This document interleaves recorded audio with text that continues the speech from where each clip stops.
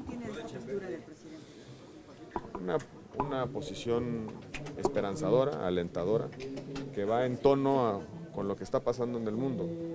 En el mundo hay un cambio de conversación con respecto al problema de las drogas.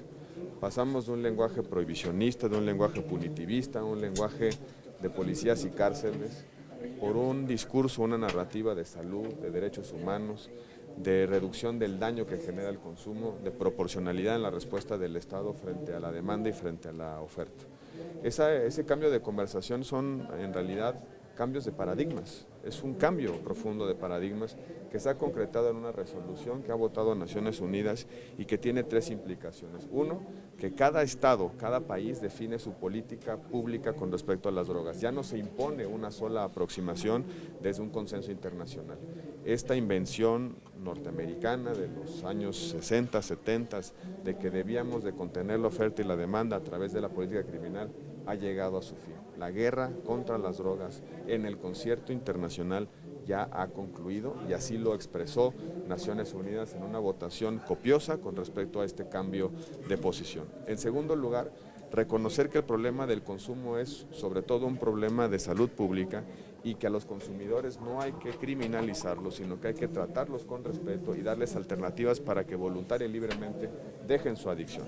Que tratemos a los consumidores como personas con capacidad de decisión y alentemos su sentido de responsabilidad para evitar daños mayores en su salud o daños en la sociedad. Y en tercer lugar, el reconocimiento por primera vez de que el problema de consumo, pero también el problema de la oferta es un problema de desarrollo económico y que tenemos que construir alternativas para quienes hoy están atrapados en la cadena productiva ilegal de las drogas pueda tener una fuente de ingreso, una posibilidad de construir una vida digna y de tener una posibilidad de participar en la sociedad sin el amago de ser parte del crimen organizado o de estar bajo la coacción del crimen organizado. Creo que son tres cambios importantes. Me quedo con la expresión que hizo el presidente de la República en la última parte de su discurso, que él va a buscar una política pública que responda a dos objetivos: eficaz prevención y eficaz regulación, efectiva prevención y eficaz regulación. Creo que eso abre la puerta a múltiples posibilidades, a múltiples diseños de política pública con respecto a las drogas. Lo más importante y lo que tenemos que hacer a continuación en nuestro país es que si ya el mundo cambió su conversación sobre las drogas, cambiemos la nuestra y empecemos a legislar para darle una respuesta más humana, más racional, más inteligente a un problema que viene de lejos y que está generando muchos problemas sociales. ¿En este periodo se podrá aprobar la marihuana para uso medicinal? Depende del planteamiento que se haga. No sabemos todavía qué planteamiento hará el presidente de la República. Como ustedes saben, del planteamiento que haga el presidente dependerá la posición de sus grupos parlamentarios en el Congreso de la Unión. No sabemos qué va a plantear y si el planteamiento nos pueda resolverse en una semana o si requiera un estudio, un análisis mucho más profundo. Lo importante es esperar a que el presidente fije su posición ya en territorio nacional con respecto a la política pública que ha delineado en el discurso de Naciones Unidas y que a partir de ese momento nos pongamos a trabajar en el Congreso de la Unión para confeccionar una política pública. Lo importante es que ya, si me permiten la expresión, se ha abierto la nuez y que podemos empezar a trabajar en alternativas que reduzcan el poderío, la capacidad y sobre todo la penetración del mercado negro en nuestro país y en nuestra convivencia. Senador, ¿se tomó por sorpresa el cambio de discurso del presidente y que este discurso que presenta en la ONU se aproxima a la propuesta que se presentó en el Senado? Yo creo que ya venía ese cambio de posición madurando en los meses recientes. Yo advierto tres detonadores internos en la discusión de nuestro país que son incuestionables.